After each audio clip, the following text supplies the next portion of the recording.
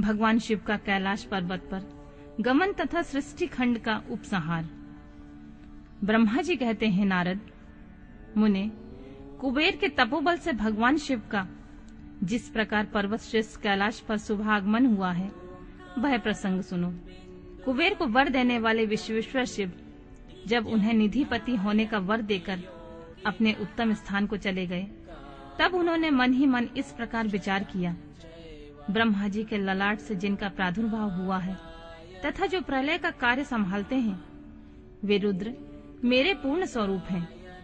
अतः उन्हीं के रूप में मैं गुहाओं के निवास स्थान कैलाश पर्वत को जाऊंगा।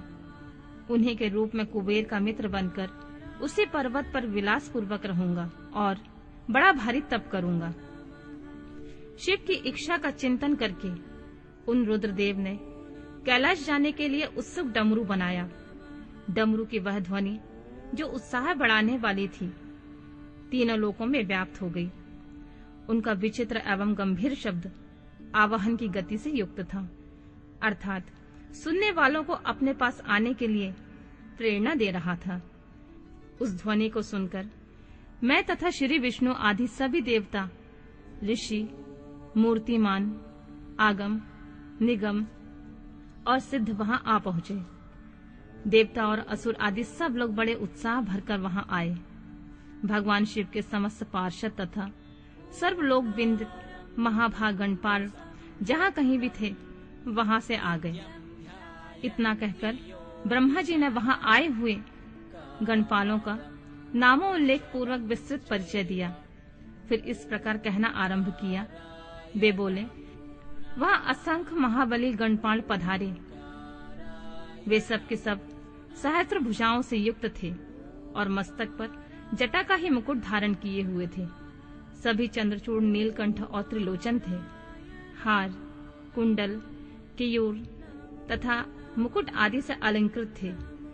वे मेरे श्री विष्णु के तथा इंद्र के समान तेजस्वी जान पड़ते थे। अणिमा आदि 8 सिद्धियों से घिरे थे तथा करोड़ों सूर्यों के समान उद्दासित हो रहे थे।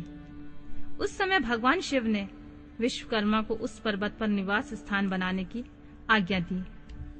अनेक भक्तों के साथ अपने और दूसरों के रहने के लिए यथायोग्य आवास तैयार करने का आदेश दिया।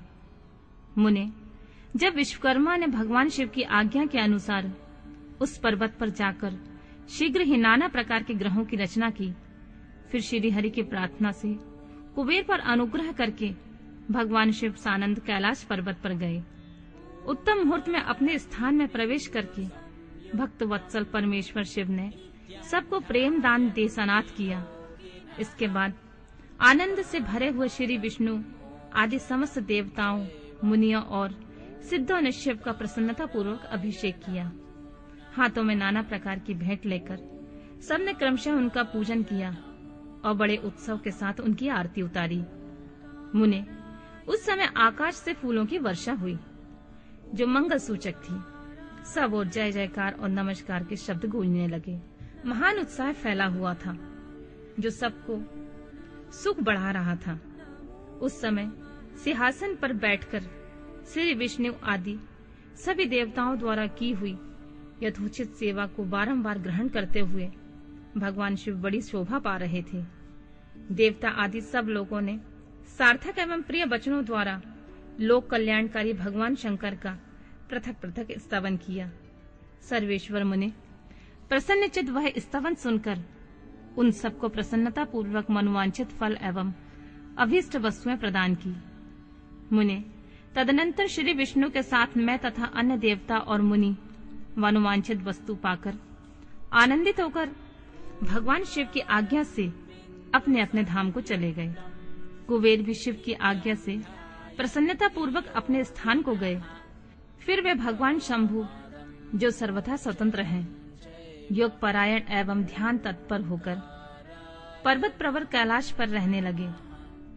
कुछ काल बिना पत्नी के ही बिताकर परमेश्वर शिव ने दक्ष कन्या सती को पत्नी के रूप में प्राप्त किया। देवर्षि फिर वे महेश्वर दक्ष कुमारी सती के साथ विहार करने लगे और लोकाचार पारायण से सुख का अनुभव करने लगे। मुनीश्वर इस प्रकार मैंने तुमसे यह रुद्र के अवतार का वर्णन किया है। साथ ही उनके कैलाश पर आगमन और कुबेर के साथ मैत्री का प्रसंग सुनाया है। कैलाश के अंतर्गत होने वाली उनकी ज्ञानवर्धिनी लीला का वर्णन किया है, जो इहलोक और परलोक में सदा संपूर्ण मनोवांछित फल देने वाली होती है। जो एकाग्रचित हो इस कथा को सुनता या पढ़ता है, वह इस लोक में भोग पाकर परलोक में मोक्ष लाभ करता है।